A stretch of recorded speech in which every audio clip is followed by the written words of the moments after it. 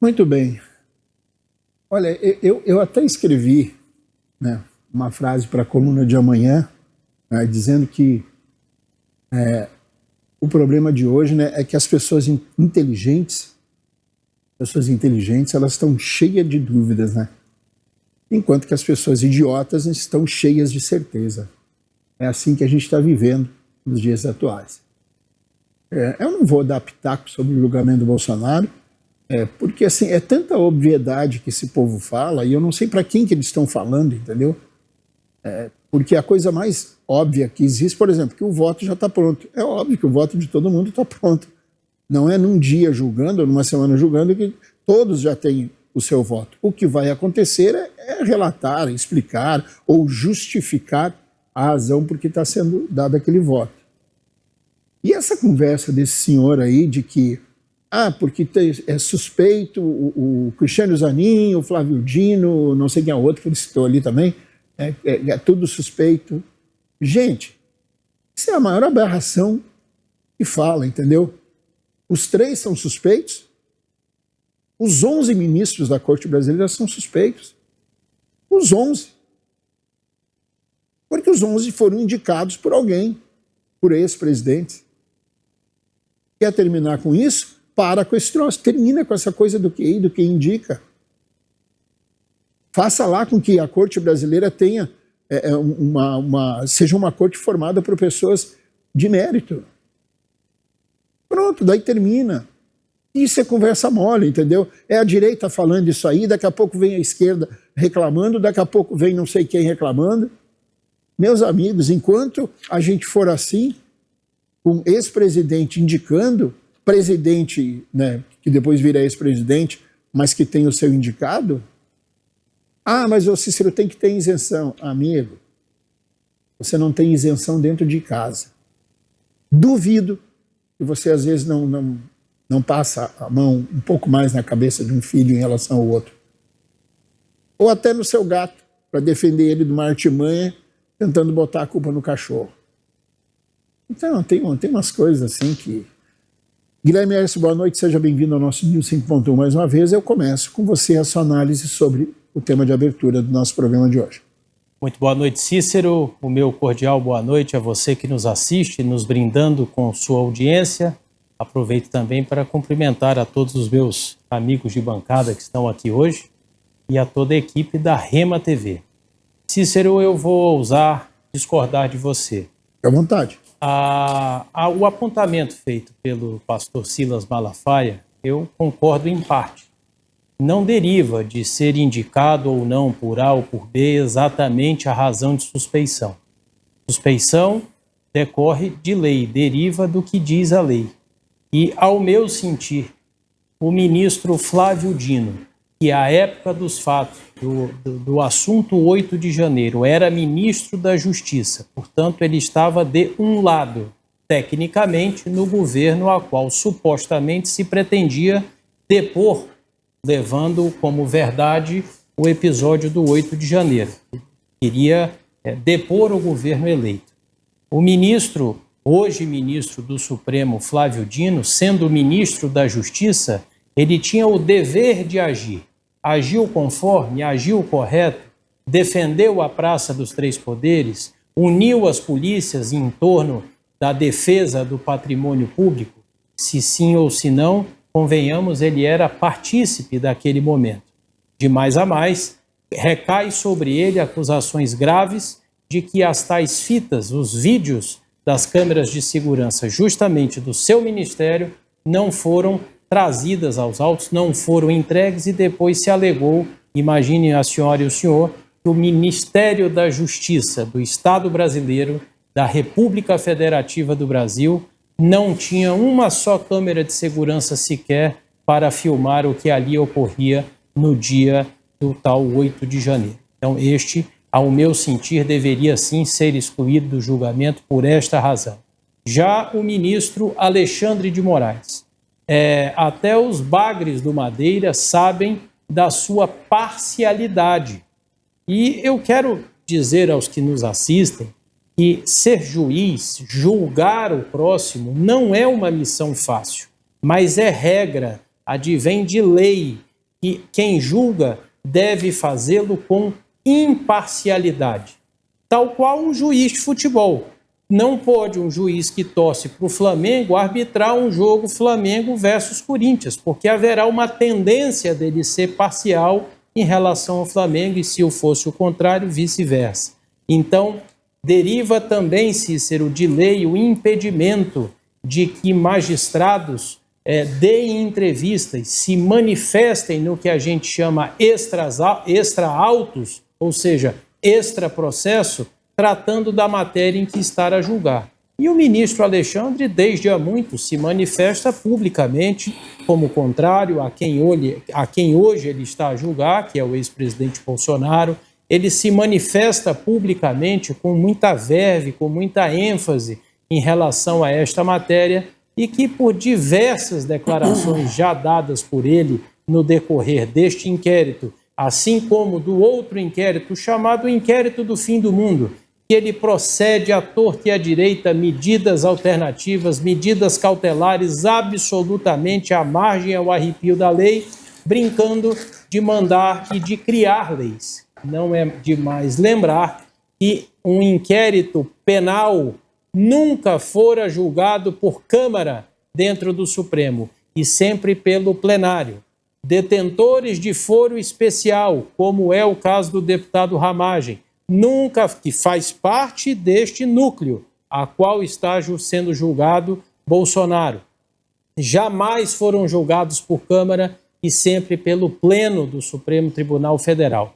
E por que mudaram a regra? A conveniência do samba do dia, a conveniência da vontade de fazer justiça, e que será entregue logo mais. Apenas para retratar, lembremos que a Lava Jato, aquela que o senhor e a senhora viu, com dinheiro na cueca, dinheiro em cofres, delações premiadas, devolução de mais de R$ 1 bilhão de todos os acusados, presidentes de partidos presos, o de ontem, o de hoje e o de antes de ontem, diretores financeiros de partidos, donos de empreiteiras, diretores de empreiteiras, todos num só conluio de corrupção, todo mundo viu.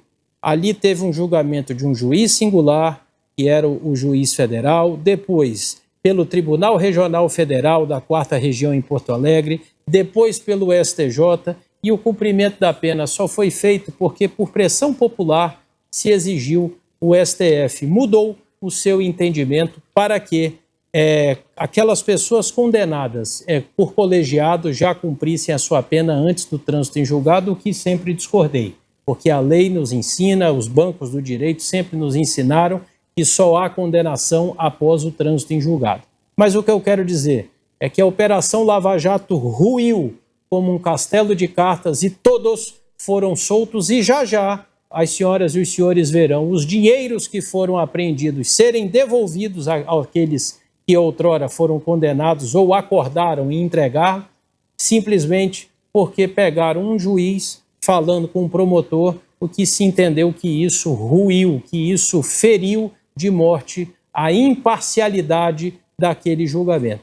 Então não vai demorar para que lá na frente, por alguma razão como esta, esse julgamento também encontre o seu caminho, que, ao meu sentir, respeitosamente, será a lata do lixo. Samuel Costa, boa noite. Agora é a vez da sua fala, da sua opinião, e eu tenho certeza que você tem um contraponto lúcido em relação ao que o seu colega acabou de falar. Boa noite a todos os telespectadores, prazer imenso estar aqui mais uma noite com cada um de vocês, interagindo. Então-se todos cumprimentados na pessoa do professor e advogado, trabalhador Edson Silveira. Olha, primeiramente a gente precisa esclarecer alguns pontos, né? Dos 11 ministros que compõem a Suprema Corte Brasileira, o STF, Supremo Tribunal Federal, quantos se diriam suspeitos se fosse numa metodologia seleção e descarte? Todos estariam sem condições, digamos assim, parciais, para poder apreciar o mérito da discussão em tela. Por quê? Na situação do Bolsonaro, houve uma repercussão geral, e a mídia regional, nacional, internacional acompanha de perto, e aí cria-se um pouco de alvoroço. segundo o Conselho Nacional de Justiça, nós temos aproximadamente 18.911 magistrados. Desse universo, 11 compõem o STF e 18.900 os tribunais superiores, juízes estaduais, federais, de primeiro e segundo grau e os tribunais superiores. O que a gente não pode aqui, pessoal, é dizer que está havendo uma perseguição implacável ao Bolsonaro. Reitero mais uma vez, o perfil profissionográfico do magistrado, ele atende uma série de requisitos. E com uma delimitação maior ainda. A gente não pode mudar a regra do jogo simplesmente por conveniência. Se não, vejamos, ao ser elaborado a Constituição de 88, estabeleceu-se um critério objetivo, que cabe privativamente ao presidente da República, que está em exercício, fazer a indicação dos integrantes da Suprema Corte do país. E esses são submetidos ao crivo do controle de constitucionalidade mediante a Câmara Alta, ou seja, o Senado Federal. Os senadores da República, os 81 dos 26 estados da Federação, mais o Distrito Federal, indicam 3, são eleitos 3 senadores para representar os estados brasileiros e o Distrito Federal. E a Constituição estabelece que esses legitimados têm a capacidade política, técnica, jurídica, ou deveriam ter, para arguir qualquer um dos indicados pelo presidente da República. Seja ele de centro, centro-esquerda, centro-direita, direita, esquerda, extrema-esquerda ou extrema-direita. Quis o destino que, durante o lapso temporal, de pouco mais de 1 ano e meio, na eleição do presidente Lula, que se deu através de 60.345.999 votos em 2022, que ele indicasse 2 ministros. O Cristiano Zanin foi de uma indicação política, apesar de ter um vasto conhecimento jurídico. Isso ficou comprovado ao longo da farsa da Lava Jato, onde ele trouxe à luz do direito inúmeras nulidades processuais e foi sabatinado pelo Senado da República. Os senadores da direita aqui do estado de Rondônia votaram a favor do Cristiano Zanin. Depois o Flávio Dino, que foi aprovado em primeiro lugar para juiz federal, recorde de vitórias em eleições consecutivas, a maior votação recorde, o governador reeleito, que acabou com a hegemonia da oligarquia dos Sarnês, que estavam há 50 anos governando o Maranhão, também foi sabatinado. E aí foi chancelado o nome de ambos. E agora, minha gente, a gente não pode aqui agora demonizar as instituições. Eu penso que o Bolsonaro ele deveria buscar um mecanismo legal que era tentar arguir a sua inimputabilidade em apresentar um laudo técnico-científico de um médico psiquiatra renomado do Albert Einstein, do Sírio-Libanês, um doutorado, pós-doutorado pela Unicamp, USP, o RFJ, ou até mesmo do exterior, dizendo que ele é uma pessoa que não responde pelas suas faculdades mentais e tentar buscar uma medida que pudesse não causar todo esse alvoroço em regime fechado. Agora, o que a gente não pode negar aqui é que ao Bolsonaro foi garantido ampla defesa, contraditório e o devido processo legal. E ele vai ser julgado amanhã. E quando o pastor Silas Malafaia traz à tona e diz, eu acredito que seja um erro material, formal da parte dele, dizendo que o Alexandre de Moraes é dono do inquérito, ele desconhece princípios básicos do processo penal, onde diz que o dono do inquérito policial é a autoridade policial. E a autoridade policial é o delegado da Polícia Federal. Muito a Polícia bem. Federal O Tagliaferro mostrou isso para nós. Muito Quem bem. de fato era o dono e quem conduzia ao bel prazer. Em síntese, Muito bem. Então, assim, Conclua. a Polícia Federal concluiu o inquérito da polícia, remeteu ao Custo-Ledes, a Procuradoria-Geral da República, e, por sua vez, a PGR resolveu denunciar o Bolsonaro e tantos outros. Então, agora, o STF recepcionou e eu espero que ele consiga reverter a situação dele amanhã. Moisés Cruz, boa noite, sua vez. Boa noite, Cícero. Boa noite ao meu parceiro aqui de combate, Guilherme S. É um prazer imenso. Um cara que tem uma verve, uma fala, um poder de eloquência, uma sabedoria imensa. Então, fico muito honrado, viu, Guilherme? Estar aqui do seu lado. Professor tem que preparar o couro, que hoje vai apanhar bastante. Tá quietinho ali. Samuel Costa, boa noite. E a vocês que estão em casa, que eu já acostumei chamar de Nação Rema, sejam todos muito bem-vindos e participem. Quando eu e o Guilherme estiver falando, vocês anotem. Quando o professor e o Samuel falarem, vocês deletem, não Não se aproveita absolutamente nada. Nós vamos começar pelo fruto da árvore envenenada. Sabe o que é isso, telespectador? É quando o negócio já começa errado, Cícero. Já começou errado e o ministro Marco Aurélio classificou isso como inquérito do fim do mundo. Por que é inquérito do fim do mundo, telespectador? Porque não fazia sentido. Aquilo não cabia à corte. Não era de competência da corte instaurar um inquérito sem ninguém pedir, sem ninguém provocar, sem nada, por conta própria. Depois, Cícero, relator não teve, foi a bel prazer do presidente da corte. Ele escolheu o relator pessoalmente, o que é proibido. O relator é escolhido por sorteio e não a bel prazer do presidente da corte. Então, tudo foi atropelado para que pudesse chegar onde chegou. Então, começou errado, começou envenenado. Esse é um ponto que já desmora. Não precisa nem a gente ir longe, está falando. E só isso aí já acabava com o inquérito, acabava com esse julgamento, que virou uma farsa. Todo mundo sabe que isso é uma farsa. Isso não é julgamento, isso é massacre. Não tem defesa. Lembra quando as defesas fizeram 707 pedidos? Sabe quantos foram deferidos? Os pedidos da defesa, telespectadores? 0. E o Alexandre de Moraes se orgulha de dizer que não atendeu nenhum pedido. Será que todos os pedidos, nenhum tinham pertinência? Nenhum. Nada tem pertinência? Tudo que pede é impróprio? Não dá, isso não é uma corte, isso é um massacre. Não tem condições, o advogado... Aliás, não tem nem defesa, e a nossa Constituição defende a ampla defesa. Não tem defesa. Se um magistrado, o relator, tudo que você pede é jogado no lixo, então, como é que você vai exercer a defesa? Outra coisa, eu desafiei o Samuel e desafio o professor a trazer provas. Dê o nome, Felipe Martins. Traga a prova. Qual é a prova que tem no processo contra ele, professor? O senhor tem até o final do programa para apresentar uma prova contundente, séria, sem molecagem, sem firula, sem politicagem. Quero que traga uma prova contra o Felipe Martins. Outra prova, o Anderson Torres. Qual é a prova que tem contra o Anderson Torres?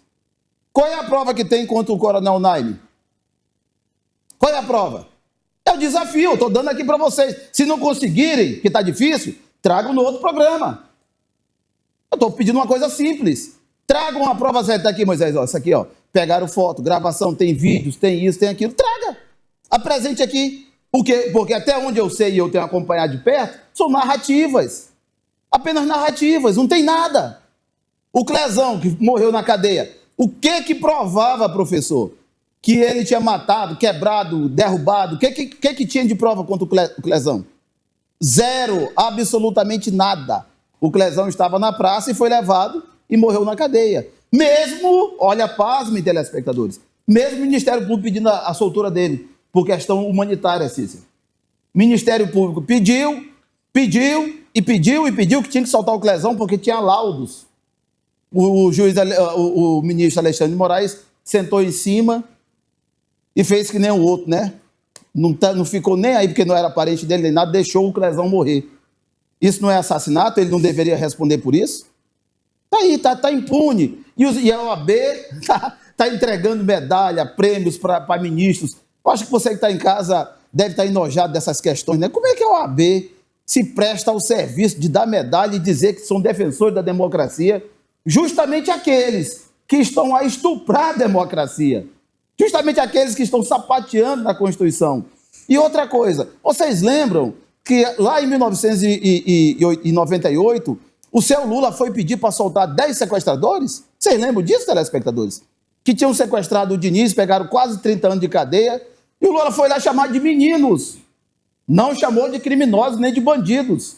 Chamou de... Liberta os meninos, FHC. Vamos dar um jeito de tirar esses meninos. Agora, você viu o Lula falar alguma coisa da Débora, que pegou 16 anos, 15 anos de cadeia por causa do batom? Vocês viram ele falando alguma coisa das senhoras de 71 anos, 70 e poucos anos, que estão aí há anos fora, sem ver seus netos, seus filhos, presas? O advogado que foi preso, pegou 14 anos. Vocês viram o Lula pedir alguma coisa por eles? Viram não, né? Porque o Lula é uma farsa.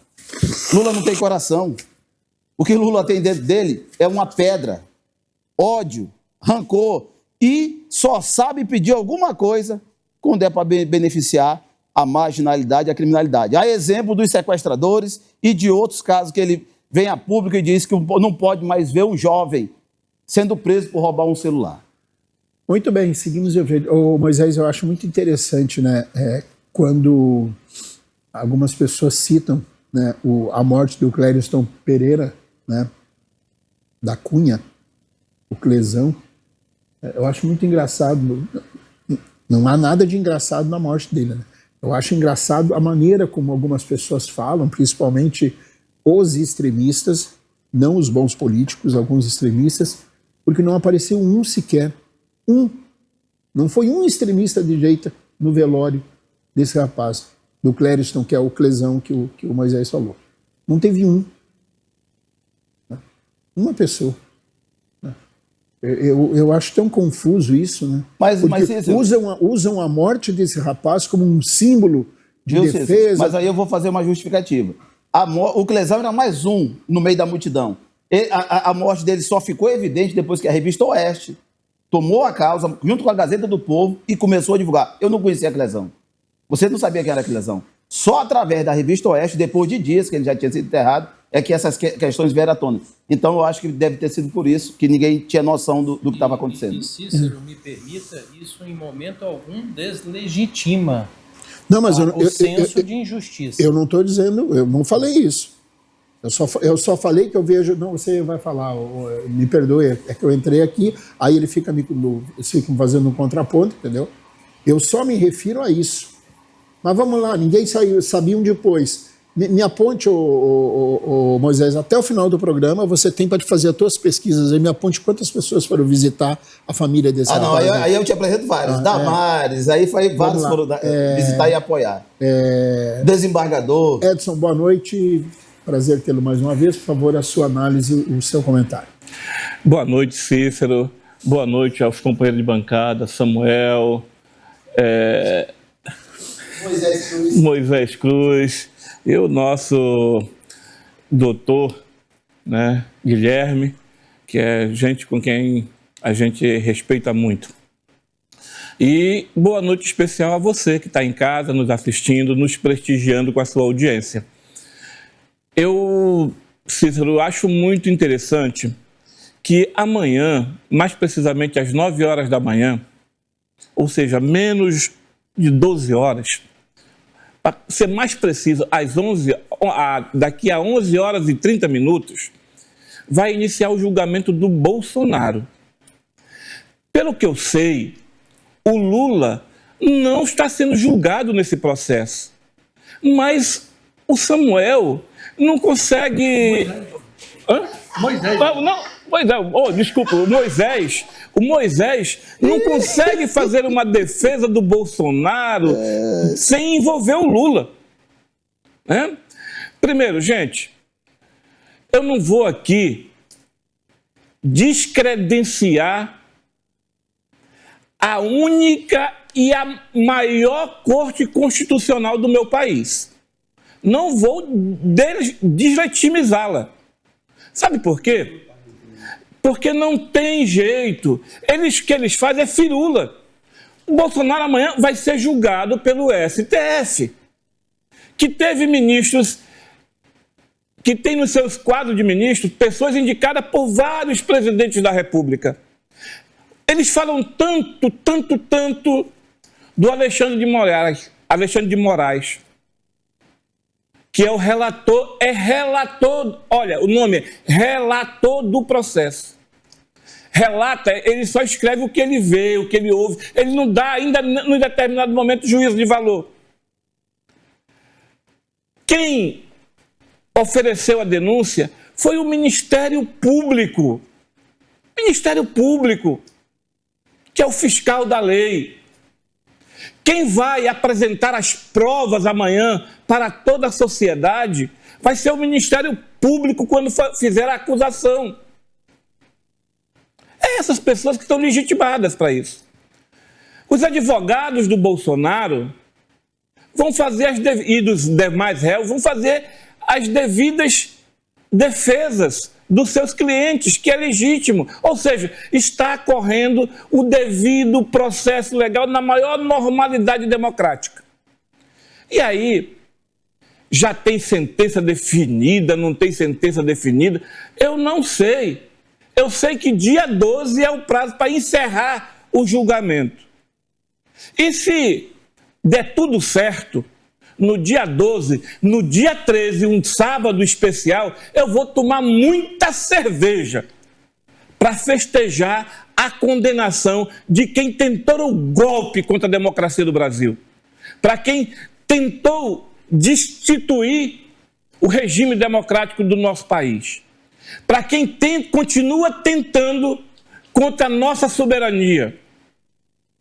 Essas pessoas falam em democracia, mas eles não estão preocupados em democracia.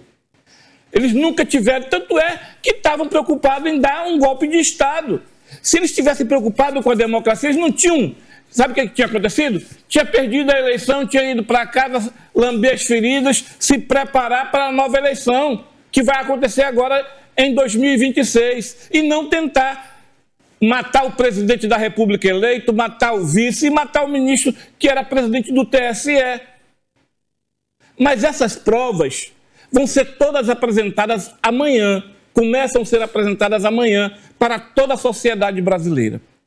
O que vai sair do julgamento, eu sinceramente não sei. Eu quero acreditar até que vai ter gente ali daquele processo que vai ser absolvida, que vão ter penas diferentes.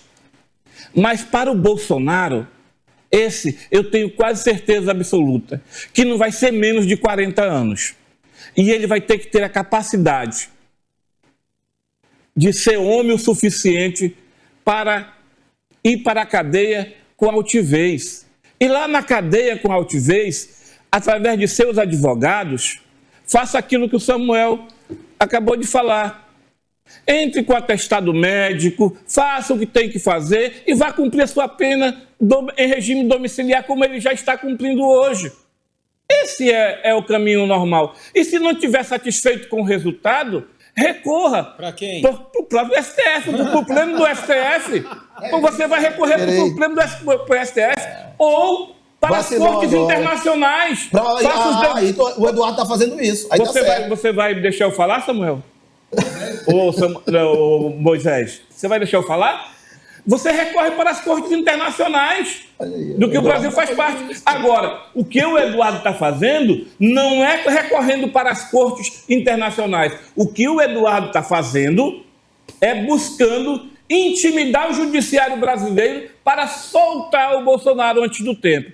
Tenha paciência, o cara ainda nem foi condenado, mas amanhã está começando o grande dia para todos nós.